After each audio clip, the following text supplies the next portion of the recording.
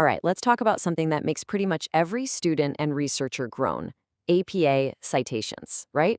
It can feel like this impossible puzzle, but don't worry. Today, we're going to solve it together. I mean, does this sound familiar? You've been there, right? Staring at your screen, the deadline is looming, and you're just trying to figure out how to do a secondary citation. This post from a student on Reddit, I mean, it just hits the nail on the head. That pressure is so real. And if you feel that pressure, you are so not alone. But that feeling of just total confusion, that's exactly what we're going to tackle today. The whole point of this is to turn that anxiety into total confidence. We're going to give you a super clear guide to the APA 7th edition. Okay, so here's our game plan.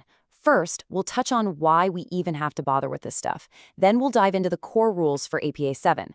After that, we'll get into the nitty-gritty of citing common sources and even modern stuff, before we wrap up with the most common mistakes to watch out for. Sound good? So first up, why bother? Why do we even have to do this? Well, APA style is basically the language of the social sciences. It's not just about following a bunch of nitpicky rules. It's about giving credit to the people whose ideas you're using. And it creates this clear trail, like breadcrumbs, so other people can find your sources and build on what you've done. It's the foundation of the whole academic conversation. Okay, now let's get into the fundamentals, the core rules. Here's the thing. Every single APA citation you make actually lives in two different places in your paper. And once you get how those two places connect, you've basically cracked the code. Think of it like this. You've got two halves of a whole. The in-text citation, that little thing in parentheses, is like a quick pointer. But the full entry on your references page, that's the full street address. And here's the golden rule. They have to match up perfectly. Every single in-text citation must have a full entry in the reference list. And just as important, everything in your reference list must be mentioned somewhere in your paper. It's a two-way street. So APA 7 actually made a few changes from the old 6th edition, and honestly, they're designed to make our lives easier. For example, you can forget about publisher locations for books. Gone. You can use et al. Right away for 3 or more authors. And URLs are way cleaner now. You don't need that retrieved from bit anymore. They're small tweaks, but trust me, they make a huge difference. All right, enough theory. Let's get practical. We're going to break down the structure for the sources you'll probably use all the time, your everyday toolkit. We're talking books and, of course, journal articles. Okay, for a book, it's super straightforward. You just need 4 key pieces of info. Who wrote it? The author.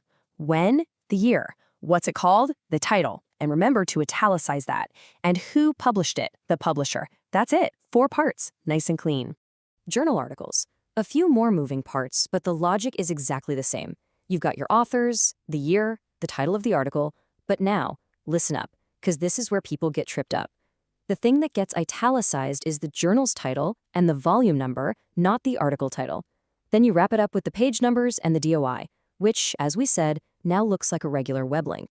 Okay, so books and journals are great, but let's be real, what about the stuff we actually use every single day?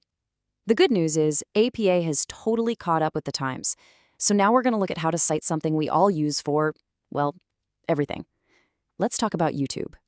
Citing a YouTube video might sound complicated, but I promise it's just 5 easy steps. Ready? Step 1.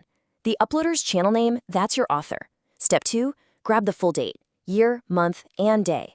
Step 3. The video's title gets italicized. Step 4. Right after the title, you just pop video in square brackets. And step 5, the final piece. You write YouTube and then paste in the full URL. That's all there is to it.